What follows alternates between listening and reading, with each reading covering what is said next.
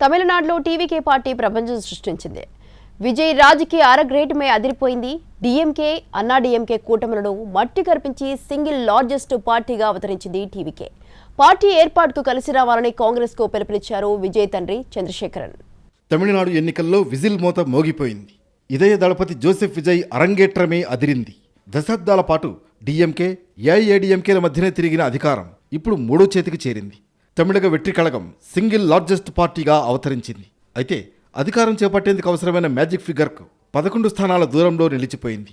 Perambur, Trichy east నియోజకవర్గాల నుంచి బరిలోకి దిగిన విజయ్ 2 చోట్ల భారీ విజయం సాధించారు.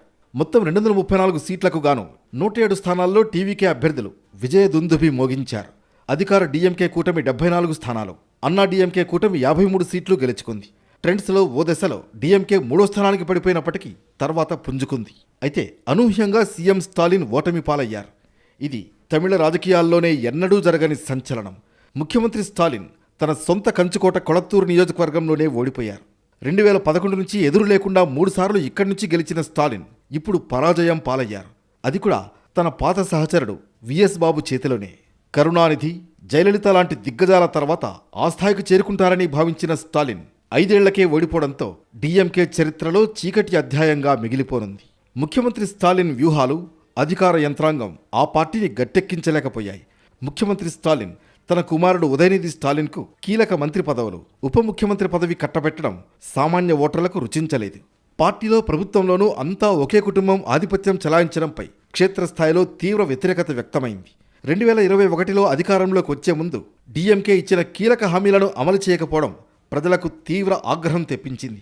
ముఖ్యంగా తమిళనాడును నీట్ పరీక్ష నుంచి మినహాయిస్తామని ఇచ్చిన హామీ 5 ఏళ్లు గడిచినా అమలు సాధ్యం కాలేదు. ప్రభుత్వం పదే పెంచిన విద్యుత్ ఛార్జీలు, భారీగా పెంచిన ఆస్తి పన్నులు మధ్యతరగతి ఆగ్రహానికి కారణమయ్యాయి. కీలక మంత్రులైన సెంథిల్ బాలాజీ, పొన్ముడి అవినీతి, మనీ లాండరింగ్ కేసుల్లో చిక్కుకుని జైలు పాలయ్యారు. డీఎంకే ఫోకస్ అంతా అన్నా డీఎంకే పైనే పెట్టింది. విజయ్ తమిళగ వెట్రి కళగంను పెద్దగా పట్టించుకోలేదు. తమిళనాడులో 234 అసెంబ్లీ సీట్లున్నాయి.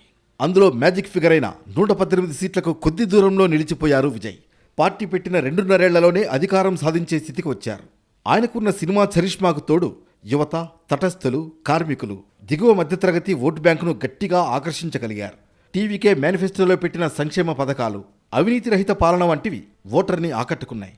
ముఖ్యంగా ఇంటి బాధ్యతలు చూసే ప్రతి మహిళకు నెలకు 2,500, స్వయం సహాయక సంఘాల్లోని మహిళలకు 5 లక్షల వరకు వడ్డీ లేని రుణం, ఏడాదికి ఉచితంగా 6 వంట గ్యాస్ సిలిండర్లు లాంటి హామీలు మహిళా ఓటర్లను గంపగుత్తగా లాగేశాయి.